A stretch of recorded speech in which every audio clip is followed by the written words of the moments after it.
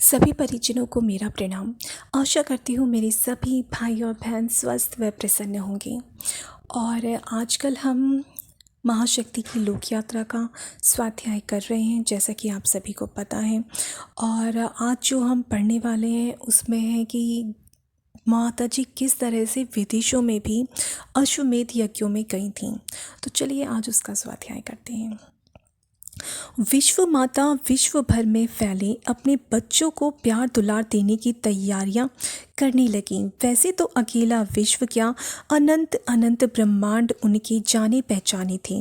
सूक्ष्म शरीर से उन्होंने अनेकों रहस्यमय यात्राएं की थीं। बच्चों की प्रेम भरी पुकार पर दुनिया के किसी भी कोने में पहुंचना उनका स्वभाव था। कभी स्वप्नों के माध्यम से तो कभी ध्यान की भाव दशा में वे अपनी संतानों के हृदय को अनोखी तृप्ति दिया करती थीं। हालांकि यह सब सूक्ष्म शरीर से करती थीं। स्थूल देह से उन्होंने कभी कोई विदेश यात्रा न की थी। ऐसा करने की उनकी अपनी कोई चाहत भी न थी। प्रवासी परिजनों की बहुतेरी जिद के बाद उन्होंने इस विश्व यात्रा का मन बनाया था। इस यात्रा के बारे में उन्होंने हामी भरते हुए कहा, मेरा मन तो नहीं है पर बच्चे परेशान हैं, इसलिए सोचती हूँ एक बार जाकर उनसे मिल ही लूँ, उनका मन रह जाएगा। उनके इस तरह हाँ करने के बाद पासपोर्ट वीज़ा आदि की विभिन्न सरकारी औपचारिकताएं पूरी हुईं। विदेशों में कार्यक्रम की तिथियां निश्चित हुईं। इस क्रम में पहला अश्वमेध महायज्ञ इंग्लैंड के लेस्टर नामक स्थान में 8 से 11 जुलाई 1993 में आयोजित किया गया। 3 से 6 मई 1993 को भुवनेश्वर अश्वमेध का कार्यक्रम था। उसके बाद 1-1.5 महीने माताजी शांति कुंज में रहीं। बाद में निर्धारित तिथि पर उन्होंने इंग्लैंड के लिए प्रस्थान किया। इंग्लैंड के परिजनों के लिए उनका पहुंचना स्वप्नों के सच होने जैसा था। उनकी उपासना की अनुभूति प्रत्यक्ष हो रही थी। बड़ी संख्या में वे सब उन्हें लेने के लिए हवाई अड्डे पहुंचे। वंदनीय माताजी के जयघोष और परिजनों की श्रद्धा से भीगे नेत्रों ने हवाई अड्डे के कर्मचारियों को भी श्रद्धा में भिगो दिया। अनेकों साधु संत भारत से इंग्लैंड गए थे। उनका भरपूर सम्मान भी हुआ। उन पर फूल मालाओं की बौछार और जय जयकार की गुंजार भी बहुत देखी गई थी।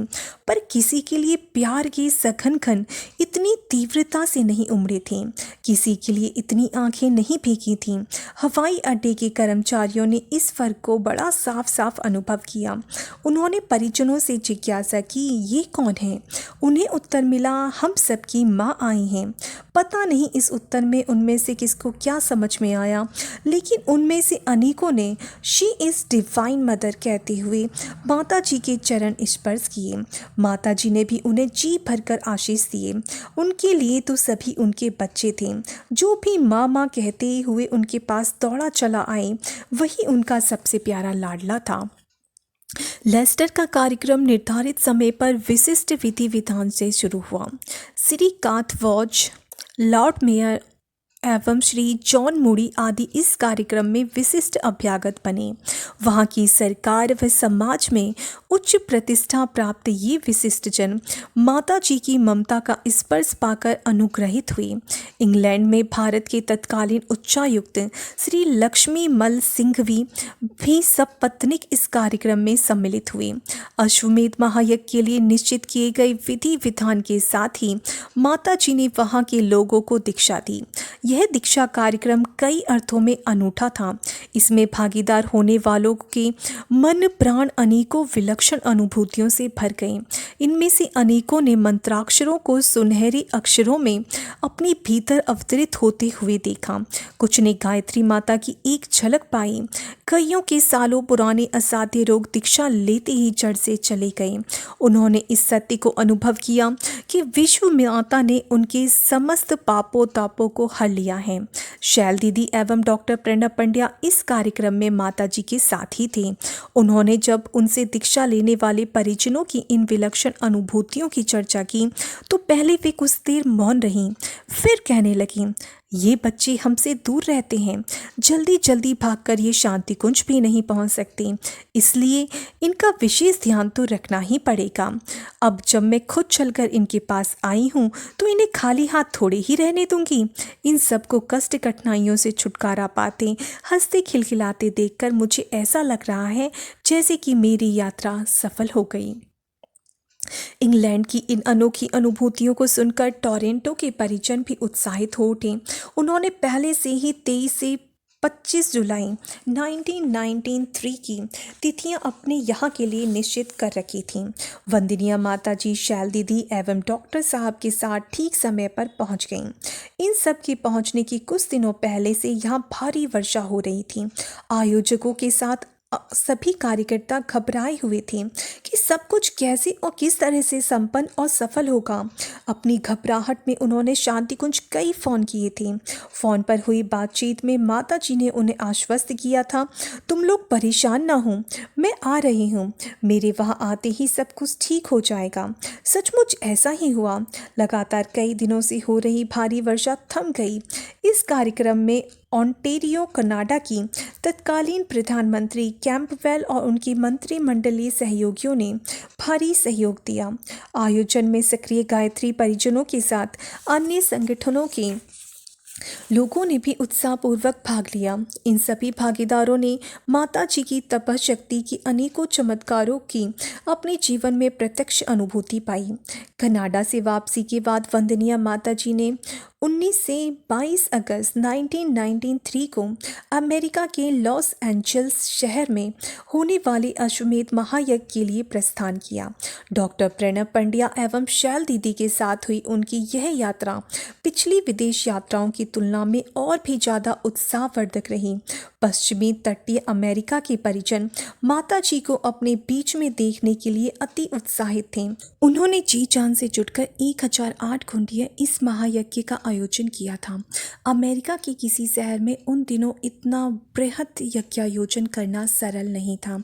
श्री कालीचरण शर्मा के नेतृत्व में गए दल ने यूँ तो सारा पुरुषार्थ किया, पर सभी के हृदय अपनी माँ के प्रति इतनी गहन श्रद्धा से भरे थे कि इस आयोजन के कठिन काम सभी के लिए सरल होते चले गए।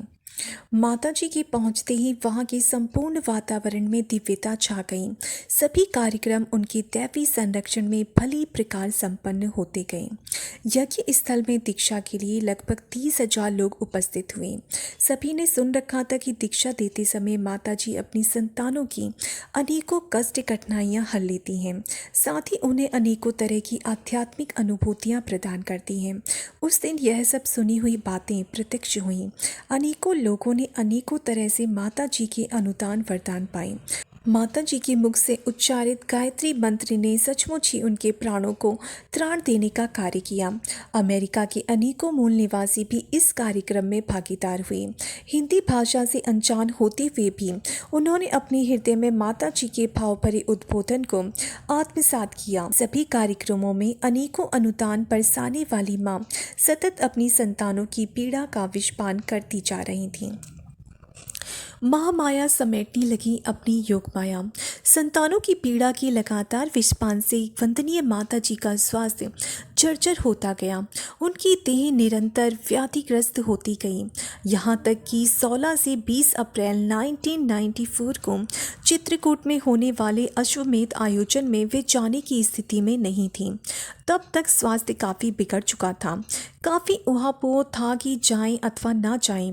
उनकी तबीयत को देखते हुए निकटस्थ जन भी यही सुझा रहे थे कि माता जी ऐसे में आपको पूरी तरह से विश्राम करना चाहिए।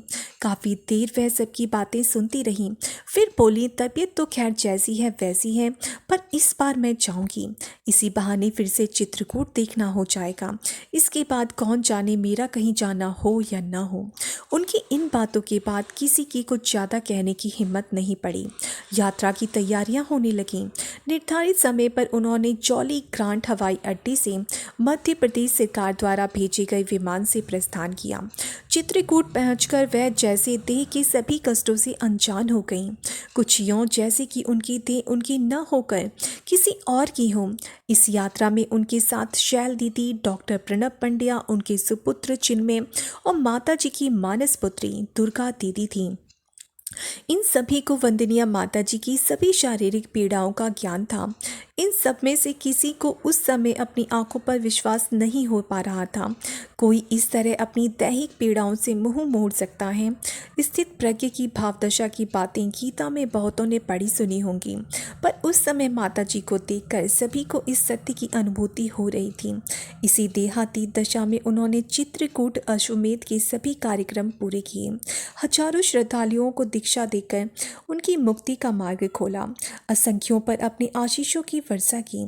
उन्हें इस तरह कृपा वर्षा करते हुए देखकर लग रहा था कि समस्त प्राणियों के भवरोग का हरण करने वाली कृपालु जननी ने स्वयं ही देह को रोग मुक्त कर लिया है। सबके आग्रह करने पर उन्होंने उत्साहपूर्वक तीर्थभूमि चित्रकूट के विभिन्न स्थलों पर जाने का कार्यक्रम बनाया। कामदगिरी, स्फटिकशिला आदि जगहों पर वे कुछ पलों के लिए भाव समाधि में डूबी रहीं। गुप्त गोदावरी के बाहर जब उनकी कार रुकी तो वहीं कहीं पास से 10-12 साल की एक छोटी सी लड़की भागी भागी आई। उसके हाथों में थोड़े से जंगली फूल और कुछ खुले हुए पैसे थे। जब माताजी कार से उतरी तो ठीक उनके सामने खड़ी हो गईं। साथ के कुछ लोग कह पाते, इससे पहले वह कहने लगीं, आप शांति कुंज वाली माताजी हो ना? मैंने काफ़ी दिनों से सुन रखा है कि शांति कुंज हरिद्वार से माताजी आने वाली हैं। बालिका की इन भोली बातों के उत्तर में माताजी बोली, हाँ बेटी, मैं वही हूँ। माताजी की इस कथन पर वह बालिका पुलकित हो उठी और कहने लगी, आपको मालूम है, मैंने 2 दिन पहले एक सपना देखा था कि सीता मैया फिर से चित्रकूट आई हैं। जगने पर मैंने सोचा कि यदि शांति कुंज वाली माताजी हमारी सीता मैया हैं तो वे जरूर यहाँ गुप्त गोदावरी आएंगी, और देखो आप आ गईं। बालिका की इस बाल श्रद्धा पर माताजी भाव विकलित हो गईं। वह छोटी सी बच्ची कही जा रही थी, मैया, मैं आपकी भिखारिन छोकरी हूँ। आज मुझे भीख में बस इतने पैसे मिले हैं। ये जंगली फल मैंने आपके लिए इकट्ठे किए हैं। इन सबको मैं आपको देने आई हूँ। यह भेंट उन्होंने बड़े ही भाव भरे मन से स्वीकार की। वह कुछ बोली तो नहीं, पर उनकी मुख मुद्रा से लगा जैसे वह कह रही हो कि बेटी, मैं तेरे लिए ही यहाँ गुप्त गोदावरी आई हूँ। उस बालिका की यह प्यार भरी भेंट स्वीकार करने के साथ उन्होंने उसके सिर पर अपना हाथ फेरा और वह चली गईं। माताजी उसके परिकर के साथ गुप्त गोदावरी की गुफा में गईं। इसी के साथ उनका यह भ्रमण समाप्त हुआ। भव्य दीप यज्ञ के बाद में आयोजन स्थल से विदा लेकर वह शांति कुंज आ गईं। शांति कुंज आने पर उनकी बीमारी फिर से यथावत हो गई। निकटस्थ जन डॉक्टर प्रणब पंड्या के निर्देशन में उनकी सेवा में जुट गए। विशेषज्ञ चिकित्सकों की भी सलाह ली गई। सभी के आग्रह अनुरोध पर उन्होंने चिकित्सालय में भी भर्ती होना स्वीकार किया। इसी क्रम में पहले वह कुछ दिन आगरा में रहीं, बाद में कुछ दिनों तक दिल्ली में भर्ती रहीं। चिकित्सक जो कर सकते थे वह कर रहे थे। चिकित्सा विज्ञान में जो आधुनिकतम तकनीकें थीं उन्हें प्रयोग में लाया जा रहा था, पर उनकी बीमारी भी अनोखी थी। एक के बाद दूसरी नई बीमारी की परत खुल जाती थी। वह सभी को प्रयत्न करते परेशान होते हुए देख रही थीं। शैल दीदी के साथ उनके सुपुत्र मृत्युंजय शर्मा भी प्राणपण से अपनी जन्मदात्री माँ की सेवा में जुटे थे। सभी के सारे प्रयत्न निष्फल जा रहे थे। काफ़ी दिन बीत चुकने पर उन्होंने एक दिन कहा, देखो तुम लोग बहुत परेशान हो चुकी, अब मुझे शांति कुंज ले चलो। जो सेवा करनी है वहीं चलकर करते रहना। उन्हें देखकर सभी यह अनुभव कर रहे थे कि महामाया अपनी योग माया समेट रही हैं। उनका आदेश मानकर सभी लोग उन्हें लेकर शांति कुंज आ गए। वह प्रसन्न भाव से असहाय कष्ट सही जा रही थीं। गीता वाक्य इन दिनों उनके जीवन में पूरी तरह से चरितार्थ हो रहा था। आत्म चेतना में स्थित होने पर देह एक छिलके से ज़्यादा कुछ नहीं रह जाती। इस बीच उन्हें 1-2 ऑपरेशनों से भी गुजरना पड़ा था। उनके घाव अभी भरे नहीं थे, पर वे जैसे इन सब से परे थीं। इच्छामयी ने स्वयं की इच्छा से अपनी असंख्य संतानों का कष्ट अपने ऊपर ले लिया था। वे बच्चों की पीड़ा को अपने ऊपर लेकर प्रसन्न थीं। देह के असहाय कष्ट उनकी अंतःकरण को किसी भी तरह से छू नहीं पा रहे थे। बीमारी के इन दिनों में सभी अपने अपने ढंग से सेवा करने में जुटे थे। रिश्ते नातेदार का आवागमन जारी था। शांति कुंज गायत्री तपोभूमि के कार्यकर्ता आदरणीय पंडित लीलापत जी आदि गायत्री परिवार के परिजन आदि माता से अपनी माँ के स्वास्थ्य के लिए प्रार्थना कर रहे थे। ये बड़े ही विशिष्ट क्षण थे। इन क्षणों में माता जी के दौहित्र जन्म में माता जी के दौहित्र चिन्मय पंड्या एवं उनकी छोटी सुपुत्री मृणालिनी को उनके विशेष सानिध्य का मौका मिला। छोटी मोटी सभी सेवाओं को करते हुए ये बच्चे देर रात तक उनके पास बैठे रहते थे। कभी कभी उनसे पूछते भी, अम्मा जी आप कब तक ठीक होंगी? उत्तर में वह हंस देती और अब क्या ठीक होना, अब तो चला चली की वेला है। इस तरह की बातें सुनकर ये लोग उदास हो जाते हैं। उन्हें समझ में नहीं आता कि वे क्या कहें और क्या करें। जिन्होंने अगणित लोगों को अपनी योग शक्ति से असाध्य और जटिल रोगों से मुक्त किया था, आज वही रोग सैया पर लेटी हुई थीं। बातों के क्रम में एक रात्रि को चिन्मय ने माता जी से पूछा, अम्मा जी आपने तो बहुत सारे लोगों के कष्टों को अपने ऊपर लिया है, क्या ऐसा नहीं हो सकता कि कोई आपका कष्ट अपने ऊपर ले ले? उत्तर में वह इस तरह मुस्कुराने लगी। थोड़ी देर रुककर वह धीरे से बोली, अपनी संतानों के कष्ट माँ अपने ऊपर लेती है। माता की कष्ट को भला बच्चे क्यों अपने ऊपर लेने लगे? और कोई ऐसा करना भी चाहे तो क्या मैं उसे करने दूंगी? मेरे जीवित रहते मेरी संतानें कष्ट उठाएं, ये किसी भी तरह संभव नहीं हो सकता। असहाय एवं असीमित पीड़ा के इन क्षणों में उनका वात्सल्य पहले की तुलना में और भी बढ़ गया था। जो पास में थे उन्हें तो वह दुलार करती ही थीं, जो पास में नहीं थे उनके बारे में भी वह पूछताछ करती रहती थीं, उनका हाल समाचार लेती रहती थीं। वात्सल्य का वितरण करती भावमयी माँ ने अपनी इस बीमारी को एक विशिष्ट योग साधना बना लिया था। इस साधना को करते हुए उनके प्राण अपने आराध्य में महामिलन के लिए महाप्रयाण करने की तैयारी में लगे थे। आज के लिए इतना ही। आशा करती हूँ आपको ये संस्मरण अच्छे लग रहे होंगे माता जी की, और आप माता जी के बारे में अधिक से अधिक जानकर प्रसन्न हो रहे होंगे।